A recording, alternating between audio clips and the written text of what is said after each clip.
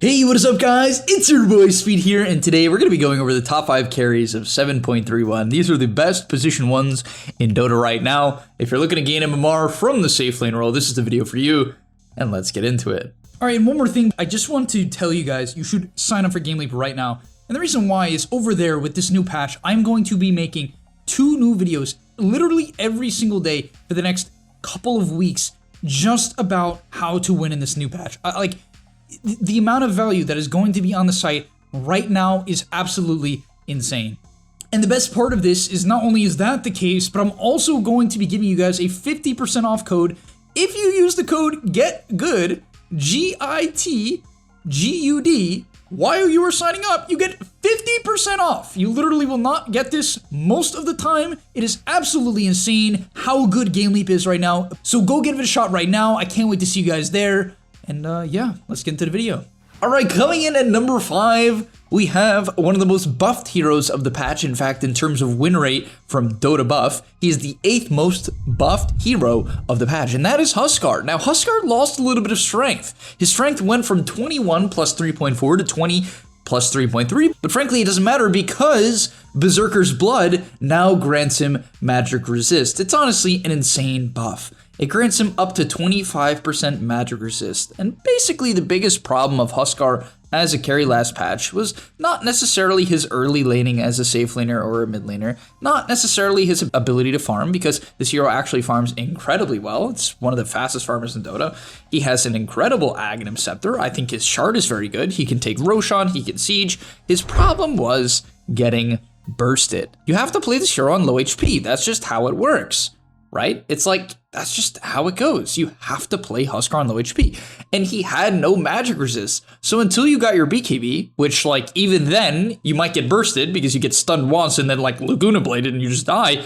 Until you get BKB, you would just die to nukes. Now he gets 25% magic resist, allowing him to survive that Laguna Blade, that Finger of Death, get off his BKB, get off his armlet toggle, get saved by whomever is around him, and turn the fight. It's just a simple but very big change to Huskar. I definitely think this hero is going to continue to gain MMR, and it's a great jungler as well.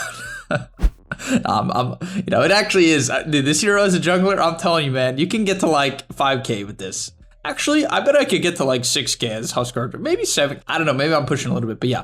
Huskar at number 5, definitely check him out, especially if it's a game where you can lane against something like a Tidehunter and destroy the Tidehunter in lane. If you can manage to make that happen, win your lane, and then flash for him until you have 2 items, which is generally going to be your armlet plus halberd timing.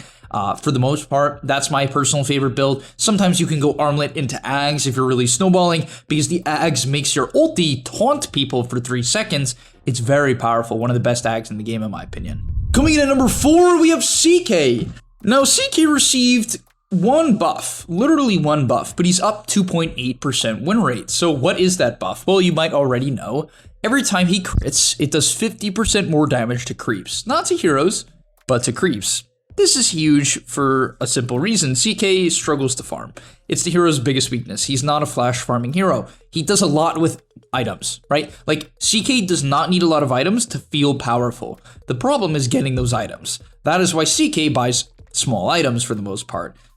He likes to buy armlet, Sange, Shadowblade, Shard. You know, like these like 2 to 3k gold items really feel nice on the hero because you inherently just do a lot of damage. Your spells just do a lot of damage. So it's basically whether or not you can just stay alive and keep your illusions alive. Now he can farm those items even faster. In fact, you can even farm bigger items a little bit faster. It's not necessarily a 50% increase to your farming speed as you're not critting on every attack, but I would imagine it's something like a 10 to 15% increase on your overall farming speed, especially considering it works on your illusions as well. It's going to allow you to clear through creep waves before your illusions get killed, or just, so you can go from camp to camp faster.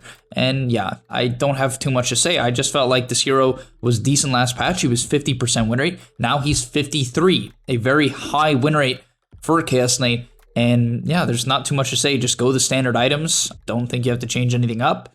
And click some creeps.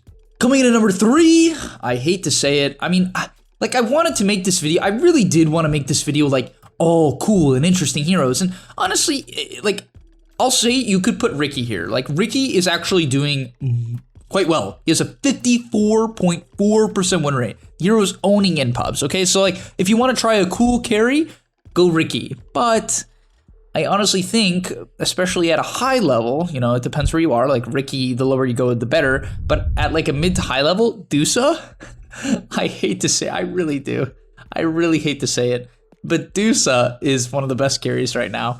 Her win rate went up, which, you know, it's just I don't know, man. Why did Medusa's win rate go up? It went up. She's probably the third best carry right now.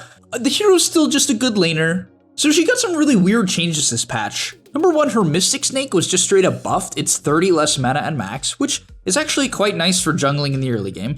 Her Cold-Blooded got nerfed, but I don't think you have to buy the shard on Dusa. And even then, the nerf was that it has to be broken. Like, it can be broken to be disabled. Like, it's an actual passive. But the thing is, like, I mean, that would come into play sometimes, but not really. Like, most of the time, that's just not going to come into play. So it's not a huge deal, you know, especially not in your average pub. It's just not. And her level 10 talents were buffed. They nerfed the evasion talent, which was probably the best talent she had, almost out of all of them. Like 15% evasion at level 10 is just insane. It really is an incredible talent. They got rid of it, but they made her attack speed talent at level 10 better. So it's just a flat 20 attack speed at level 10, which is a lot, or plus 0.5 mana shield damage per mana at level 10, which is also a really good talent. I don't actually know which one's better. It definitely depends on the game. If you're just AFK flash farming, you have no threat of being ganked, I would just go the attack speed and farm really quickly. But if you think you're going to get ganked, you can take the mana shield damage per mana and be quite a bit more survivable. It's actually quite significant, especially when you only have 1 point in the mana shield at this point because you're maxing split shot and snake. Then this 0.5 actually matters quite a lot. So yeah, these talents are really good. And then at level 15, you don't have the attack speed talent anymore, but you have a minus 12% split shot damage penalty talent. So your split shot will just do a lot more damage, which is probably, it's actually definitely better than the 30 attack speed talent. And the reason why is it's probably still, it's about the same DPS, right? However, in the late game, it's definitely not even close, because in the late game, you have plenty of other attack speed items. Attack speed's not going to be the problem, especially if you took attack speed at level 10. And so you have this attack speed at 10, minus 12% split shot damage penalty at 15, and you just hit incredibly hard, harder than you ever did at level 15 now. Like, the hero basically got buffed in that regard, and her Mystic Snake's just better. I just would recommend not buying the shard if they have breaks, I guess. Even then, it's still fine. It's like, yeah, I just can't believe it, but it is what it is. Next up on the list, we have one of the most buffed heroes of the patch.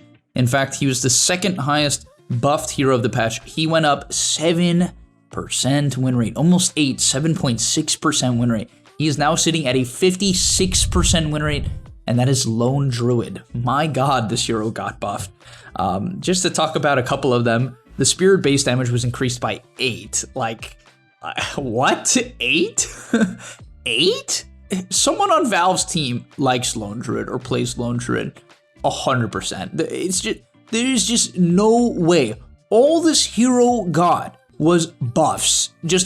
He got like 5 buffs. 8 more damage on the bear. Entangle is 0.25 seconds longer at level 1, which is definitely good. It's technically shorter at max by 0.2, so you might be like, oh, that's kind of bad, but it's like, the thing is, I would much rather have the extra 0.25 at level 1 than losing 0.2 at max. And the reason for that is in the laning stage, these early roots, especially when your bear is hitting 8 damage higher, is going to let you pump damage. What people are doing is they're buying Blight on the main hero, and you're just like destroying people because you and your bear hit for a combined 80 at level 1 with good base attack time, and you can't man up to it. And the root is really long and does a lot of damage. And so it's one of those things where it's just very hard to lane into this hero now because of all these bear buffs. And now Spirit Link just shares armor. So if Lone Druid gets armor, the bear gets the armor. If the bear gets the armor, the Lone Druid gets the armor. So you just get a ton more armor, which by the way includes when Lone Druid ulties, he gets armor, it gives it to the bear. And when you were dying, you can cast True Form. If you die when you cast True Form, the ability doesn't go on cooldown. Previous, if you clicked it and then it didn't go off in time, you would lose it. Now, if you're dying, you just always click it, because if you get it off, you turn the fight. If you don't, whatever, you just have it again. It's like this hero just got buffed and buffed and buffed and buffed. So yeah, it's powerful right now. And all I have to say is I made a video on it for the website. Go check that out. I'm going to show you exactly how to play this hero and stomp with it. So yeah, go sign up down below. And last but not least is the most ridiculous carry of the entire patch. Get your free MMR now, boys. I'm gonna keep it real simple. You don't got a lot of time. You do not have a lot of time with this current Tiny. You don't. You don't. Now, I'm still trying to understand it because, man, this hero had a lot of text. But it is up 11% win rate. 11% win rate. Holy, man. I think the only other time I remember like this high was when like Klink's got that weird buff that like made him really busted. I don't even remember, but 11, dude. Oh my god. That is insane. This hero went from a 44% win rate to 56 because it's 55.9. Ridiculous. If you don't know what they did, they nerfed the avalanche toss combo. Okay, so it does 2 times damage instead of 2.5. Okay, so you don't play around the Ava toss combo as much anymore. You still can because it's still a 700 damage nuke. Like, keep that in mind. If you Ava toss someone, it's still 700 damage. It's not 1,000, but you know, you get the point. It's still a high damage nuke in the early game. But the stun interval was increased, so it's a better like overall stun, which is good if you're a right clicker. Keep in mind we're talking about Tiny Carry. It's good if you're a right clicker, okay, which you are now. Toss was nerfed, but who cares because you're a right clicker. Like the stun is still the same. In fact, the stun is better because the grab radius is bigger, so it's easier to toss people. It does less damage, but it's easier to toss them. Now, on top of that, your bonus damaging is increased by 50% when carrying a tree. So, grow gives you damage, right? If you're carrying a tree, it gets buffed by 50%. On top of that, tree grab was changed, where instead of giving 20% of your damage, which was good in the late game, it now gives 20 flat damage. Might seem like a nerf, right? But not really, because in the laning stage, you just get a straight up 20 damage, right? You just get 20 damage. So, you hit for 90 at level 1. And there's 2 more things that really make this hero busted. Number 1, his level 15 talent is now 50% tree grow bonus damage. So basically, when you grab a tree, you just hit for a gajillion. Unironically, at minute 21 or 22 when you hit level 18 because this hero farms faster than everyone else, you hit for 500 with no crit. You just 500. You just hit for 500 with 2 disables. One of them being buffed. 2 of them technically being buffed. And here, the biggest thing by far is the shard. It's the shard. The thing is, being able to buy Tiny Shard at minute 15 might be the best shard buff in the entire game. Like, out of all the heroes that benefit from being able to buy their shard at minute 15, I think Tiny is the biggest.